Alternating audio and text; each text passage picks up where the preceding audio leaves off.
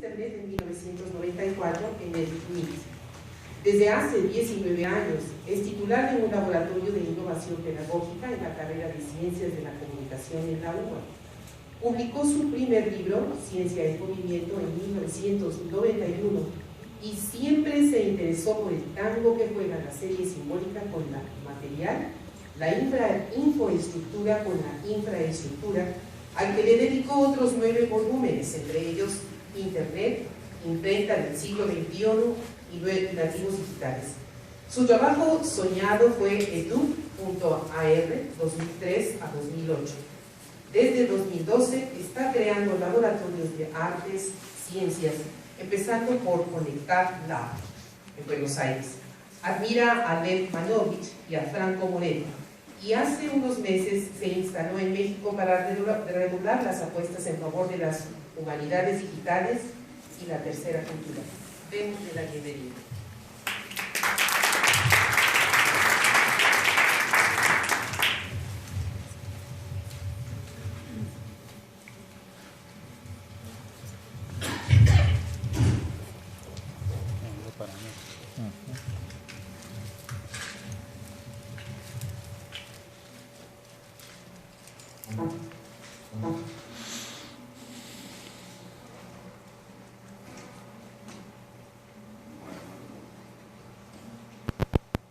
Buenos días, un gran agradecimiento a SOMECE por esta nueva invitación.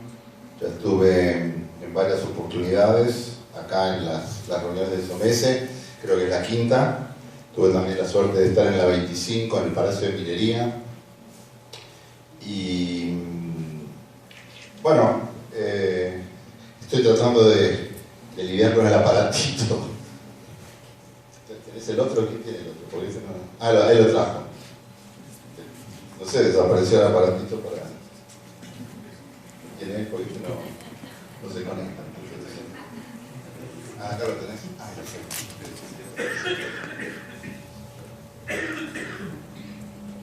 buenísimo. ¿Listo con el otro? Bueno, estamos viviendo en un momento muy complejo, muy intenso. Recién estaba hablando Laurent de la privacidad, de cómo acá, de cómo hay discusión sobre la privacidad de los datos. Estamos aprisionados entre los gobiernos que nos roban la información legalmente y las compañías que nos roban la información legalmente. El problema no es con los datos, sino con esta legalidad entre comillas. Y la charla esta tiene que ver con Google, no con Google en sí como la compañía Google, pero sí como plataforma Google, y el poder de los algoritmos. Nosotros creemos todavía que las decisiones políticas y económicas las toman los actores. Los actores son las empresas, las compañías, los políticos. Y es cierto hasta una medida, pero hay otros actores nuevos que no son humanos, son algoritmos que toman decisiones por nosotros. Y hoy vamos a hablar de eso, de nuestra miopía. Por supuesto que los políticos hacen casi siempre las cosas mal. Pero los algoritmos también hacen cosas que nos perjudican y no nos damos cuenta porque no son humanos, no reconocemos eso. Mucho de lo que estaba hablando recién Laurent tiene que ver con esto, ¿no? Entonces, la charla, la pregunta es ¿Google the answer? Quiere decir, ¿son los algoritmos la respuesta? ¿Son las máquinas la respuesta? Y Google es emblemático en este sentido. Entonces vamos a hablar de 4 cosas, son muchas cosas, algunas les van a interesar más algunas, otros menos. Vamos a hablar de la cuarta discontinuidad, que tiene que ver con la inteligencia artificial que existe ya realmente, con el software que tomó control, con la tercera cultura y con los millennials y por qué tenemos una brecha alfabeto generacional y es tan difícil de cumplirla, ¿no? ¿Qué es esto de la cuarta discontinuidad?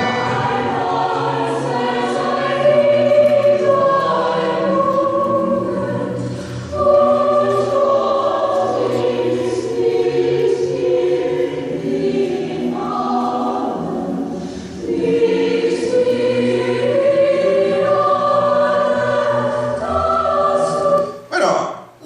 eso y dice, qué lindo, ¿no? ¿Y a qué suena? Suena mucho a Bach, a un coral y fuga de Bach. Fue compuesto por una máquina, por una computadora. Es una computadora que es capaz de generar miles de estas composiciones en pocos minutos. Y para nosotros los humanos no nos damos cuenta que no fue el Bach el que compuso eso, sino que fue una máquina. Es decir, las máquinas pueden componer música y nosotros los seres humanos no sabemos si lo compuso una música o no, con lo cual estas composiciones están pasando el test de Turing. Entonces, los nuevos imperios ya no son creados solamente por el petróleo, que está en baja, que está perjudicando mucho a México y a los países emergentes, sino por los laboratorios. Los laboratorios de ciencias y de artes. Laboratorios que están muy ligados a la emergencia de Internet como una máquina de producir conocimiento, como una máquina de producir relaciones sociales, como una máquina de generar conversaciones, como una... Levy Mumford, un teórico muy interesante de estas cuestiones, él habla de la mega máquina, ¿no? Para hablar de las ciudades, para hablar de todas estas innovaciones, ¿no? Una de las medidas de cómo está creciendo esta mega máquina es la cantidad de videos que se suben a YouTube, que en este momento están entre las 100 y 300 horas por minuto de video. Es una cifra monstruosa, una cifra impresionante. Crece el streaming. Una de las compañías más poderosas que en este momento en el mundo se llama Netflix, tiene 52 millones de usuarios, está matando la televisión tradicional, el file sharing también. Este señor, que era el presidente de Google, ahora pasó a otro rol, decía, por ejemplo, que en el año 2003 generábamos 5 exabytes de información en un año, hoy hacemos 5 exabytes cada 2 días. No importa el número, es un número monstruoso, gigantesco, ¿no? Entonces, bueno, estamos viviendo en el mundo del Big Data. Big Data básicamente tiene que ver con volumen, variedad y velocidad de la información. El Big Data tiene que ver con el management de información, con la investigación, con el análisis, con el almacenamiento, con los conjuntos, con muchas de las cosas que estaba hablando Loranta hace un rato, la minería de datos. De alguna forma es como cada clic nuestro, nosotros dejamos ¿se acuerdan de Hansel y Gretel? Que se habían perdido y dejaban amiguitas para poder recorrer su camino. Bueno, nosotros cada vez que hacemos un clic dejamos una amiguita digital. Sin quererlo, sin saberlo. Todo lo que hacemos en Internet queda registrado. Google básicamente, pero muchas otras empresas. Google sabe mucho más de nosotros que nuestros maridos, que nuestros hijos, que nuestros amantes, que nuestras parejas, que todo, ¿no? Y eso es peligroso e interesante, fascinante, ¿no? Y al mismo tiempo preocupante. Bueno, ¿qué hacemos con todo eso? Hay que pensar, a todas estas cosas hay que tomarlas otras lecturas que no sean tecnológicas, lecturas que no sean educativas, lecturas que sean más bien de tipo culturales y filosóficas. En ese sentido, la idea de la cuarta discontinuidad, de la coevolución de los humanos y de las máquinas, una idea que tiene más de 20 años, de este libro de Magritte, es muy interesante. ¿Qué es la idea de la cuarta discontinuidad? La idea de la cuarta discontinuidad es que en los últimos 500 años nosotros nos hemos construido como humanos a partir de 4 rupturas. Primero, la que generó la tríada Copérnico, Newton, Tycho Brahe, Galileo, en el sentido de que el mundo celeste y el mundo terrestre son uno. No hay división, no hay dualismo. La segunda con Darwin, porque Darwin, ¿qué nos enseñó? Que los seres humanos somos animales, sofisticados pero animales. Entonces no hay discontinuidad entre el mundo humano y el mundo animal. Importante. Son golpes fuertes al narcisismo humano, porque los seres humanos creíamos que no éramos animales, creíamos que no éramos terrestres. Después viene peor. Este se llamó Sigmund Freud, va en un barco, llega a Estados Unidos, mira la Estatua de la Libertad y dice, no saben que les traemos la peste. No saben que les traemos la peste. ¿Y cuál era la peste? Que en realidad somos seres racionales e irracionales al mismo tiempo. Entonces, ya no somos celestes, ya no somos distintos de los animales, encima somos tremendamente irracionales. Un gran filósofo que es Edgar Morin dice que somos homo sapiens, pero somos homo demens, homos locos, homos irracionales. Y esta es la tercera discontinuidad, esta es la cuarta. ¿Quién es este señor? Señor Turing. Están dando una película maravillosa en el cine, vayan a verla. Es un poco fantasiosa, ¿no? Porque es un biopic, ahí se tergiversa la biografía, pero no importa, lo interesante es lo que hizo Turing. Turing logró descubrir el código Enigma, permitió que los aliados ganaran la guerra. Al final hay un cartel que es cierto, dice: gracias a Turing la guerra terminó 2 años antes y se salvaron 14 millones de vidas. Solo eso nos salvaron la vida, nos salvó 14 millones, así que eso justifica que sea uno de los grandes creadores de la cuarta discontinuidad. Entonces, hace 20 años, hace 30 años, hace 50 años se habla de inteligencia artificial, pero no se conseguían resultados interesantes. En los últimos 10 años, en los últimos 5 años, la inteligencia artificial hizo así, y va para arriba. Permite componer música, como la que nosotros vimos de los humanos. Una de las cosas más interesantes de Google no es que tenga Gmail, o que tenga un buscador, o que tenga este tipo de cosas. Es que ha creado la primera compañía de autos inteligentes, de autos tripulados por robots, por algoritmos. Los autos de Google, la flota que tiene, viajaron durante 1 millón de millas sin ningún accidente, por la ruta 101. Lo que muestra que de acá 5, 10, 20 años todos los autos van a ser autos no tripulados. Y eso tiene un montón de consecuencias terribles desde el punto de vista empresarial, desde el punto de vista personal, porque a la gente le gusta manejar coches también, ¿no? Entonces que el coche maneje por mí es algo que tiene que ver con esto que hablábamos antes, antinarcisista, etc. Este señor se llama, es un húngaro, se llama, no es Soros, se llama Tomás Piketty, una cosa así. Y este hombre lo que hizo, creó esta compañía Interactive Brokers, y a lo largo de un proceso que le llevó más de 25 años, creó un trading automático, lo que se llama hoy algo trading. O sea, robots que compran y venden en la bolsa. El 60% de todas las transacciones de todas las bolsas del mundo las hacen robots, no personas. Y este señor inventó esos robots, inventó esos algoritmos. Le fue tan bien a este hombre que creó esta compañía y la vendió hace poco en cerca de 12 mil millones de dólares. Y es una persona que nadie lo conoce. Este es un sitio donde uno sube música y el sitio le dice hasta qué punto esa música puede ser ganadora de algún Grammy o ganadora de algún premio. El sitio lo elige. Y el sitio ese es tan bueno que eligió una canción de Norah Jones, cuando Norah Jones no la conocía nadie, y esa canción se vendió 23 millones de veces y convirtió a Norah Jones en una gran cantante. El sitio no fue un manager, no fue una persona, no fue un ser humano, ¿no? Tenemos este sitio Pandora que nos elige música para que escuchemos, escucha la música que escuchemos y nos sugiere otra música, como si fuera un recomendador, ¿no? Como si fuera una persona, un ser humano que nos va diciendo: ¿a vos te gusta esto? ¿Te gusta Serrat? Entonces escuchá tal cosa. Bueno, el sitio te nos va diciendo qué podemos escuchar, es una compañía de radio.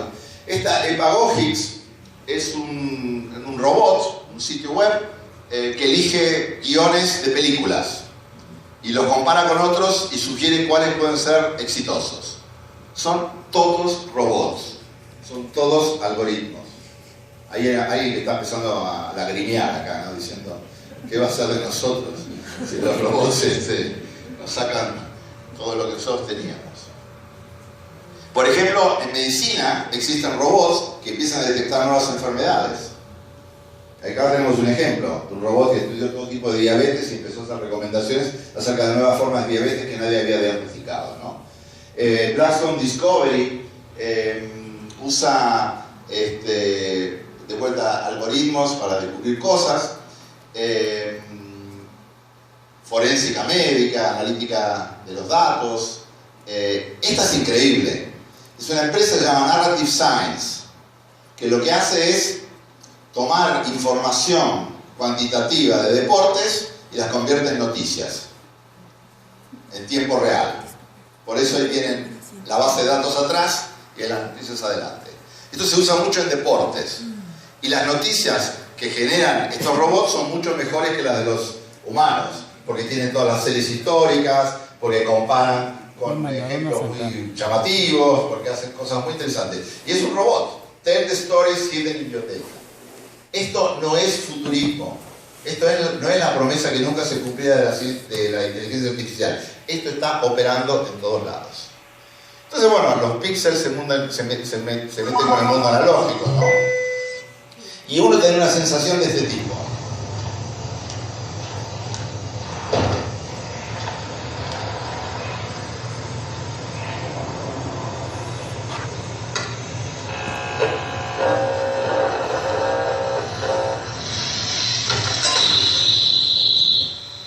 Como que los píxeles nos están invadiendo.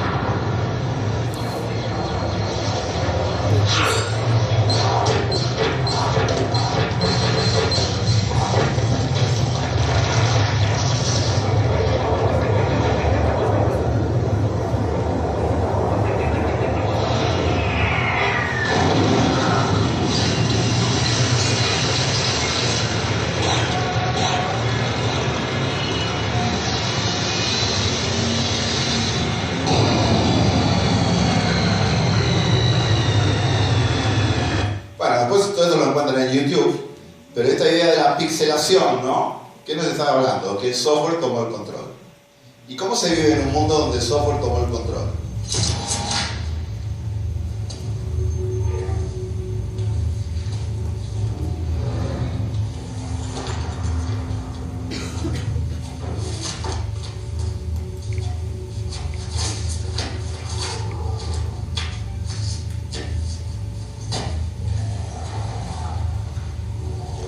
Murder's a new trick for a robot. Lo leo para los que están atrás. Felicidades. Respond. Responde. What does this action signify? ¿Qué significa esta acción? As you entered, when you looked at the other human, what does it mean?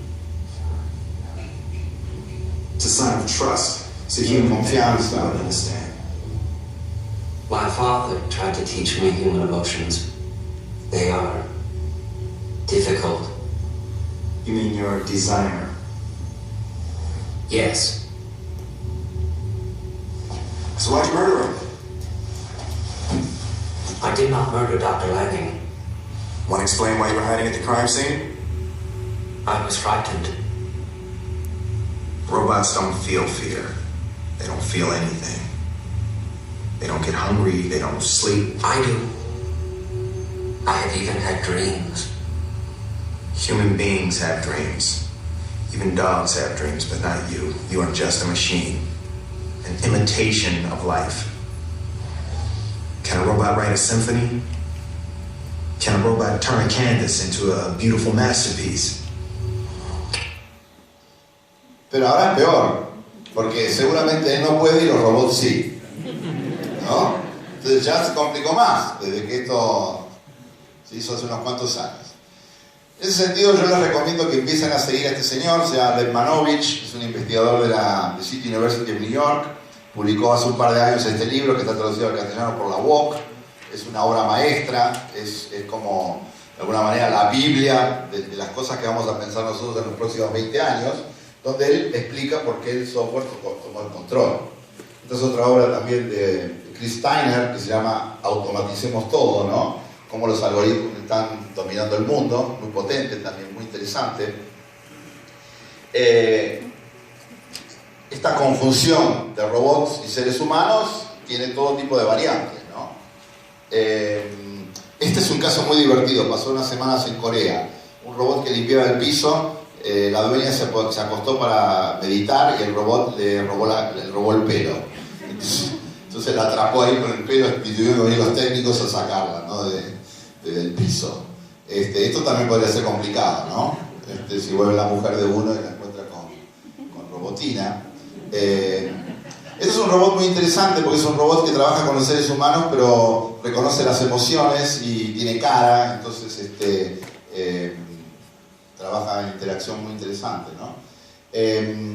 Hay gente muy buena, McAfee y Briholsen, que están hablando de la posibilidad de que nos quedemos sin trabajos por culpa de los robots, inclusive los abogados, así que Doran tiene que preocuparse. Nicholas Carr, que es un tipo muy interesante, muy talentoso, había escrito Shallows, Superficiales, hace unos años, acaba de sacar esta obra que se llama La caja de cristal, donde nos van diciendo ese tipo de cosas. Ahí están McAfee y Briholsen, ¿no? El hecho de que las máquinas ahora puedan hacer muchas de las tareas cognitivas que antes hacíamos los seres humanos, implican esta segunda revolución industrial, donde las máquinas ya no reemplazan la fuerza física, sino la fuerza cognitiva, ¿no? Y toda esta idea de que estamos perdiendo la carrera contra las máquinas, sobre todo porque ni nos damos cuenta, ni sabemos lo que está pasando.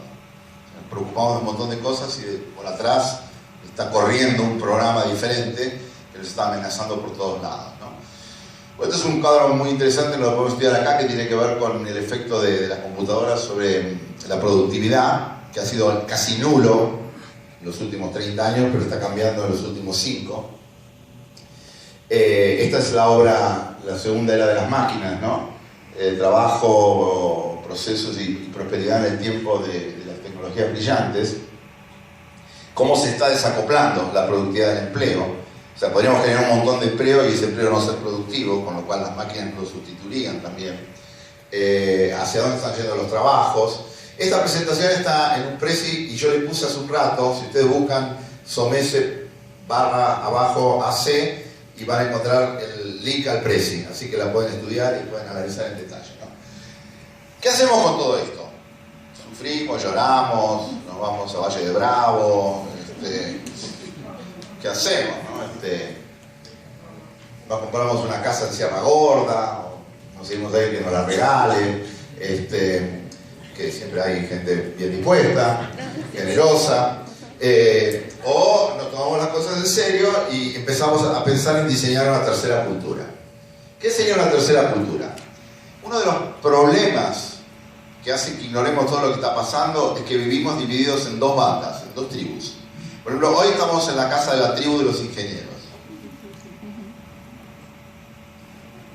Pero hay otras tribus cerca.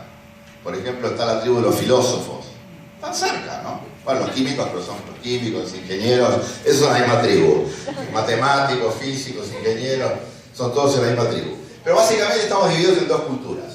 La cultura humanística, que es una cultura crítica, pero improductiva, que critica todo pero no diseña nada. Y la cultura científica, que genera un montón de cosas que nadie sabe para qué sirven ni por qué, pero que tienen esa capacidad de generar realidad. Entonces tenemos una realidad que no sabemos para qué es y una crítica que no nos lleva a ningún lado. Entonces, ¿cómo juntamos esas cosas? Empezamos a pensar en tercera cultura. Empezamos a pensar en una hibridación, en una conexión, ¿no? Entre las ciencias y las humanidades. Pero no como alternativas. No estamos hablando de alternativas. Estamos hablando de que no podemos seguir estudiando separadamente estas cosas. O sea, no es un problema de vocación, ni es un problema de sensibilidad ni de gusto. Yo estudié filosofía hace millones de años, en alguna de mis vidas pasadas.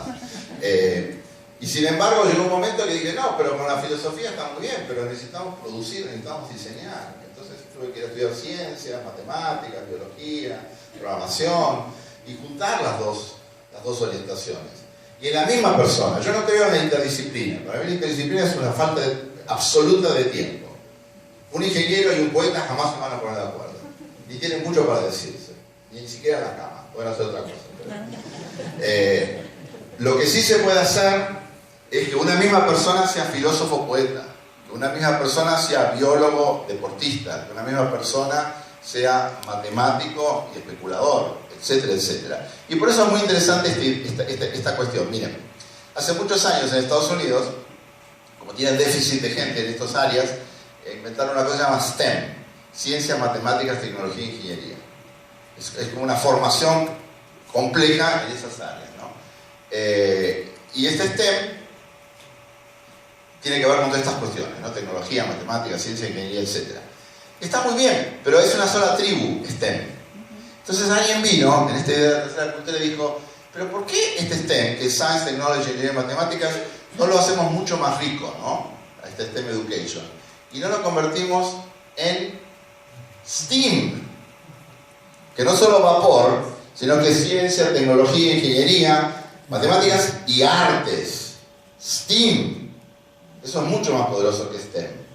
Entonces tenemos que abogar por desarrollos en STEAM. Y esta es una mujer maravillosa que se dedica a eso, a juntar el STEAM. Se llama Julie Taymor.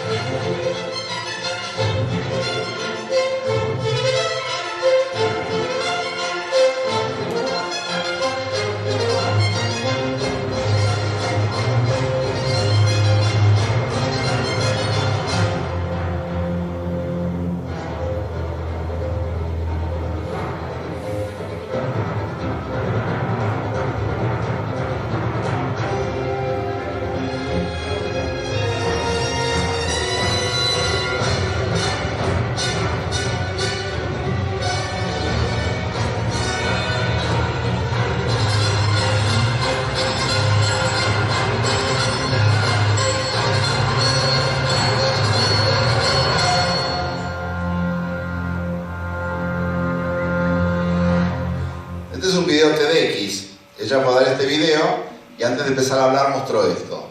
Ya tenía a toda la sala enamoradísimo porque el poder de convicción, de retórica, de producción de esto es muy, muy fuerte.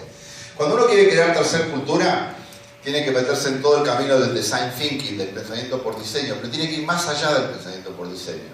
Tiene que ir a lo que se llama hoy diseño especulativo.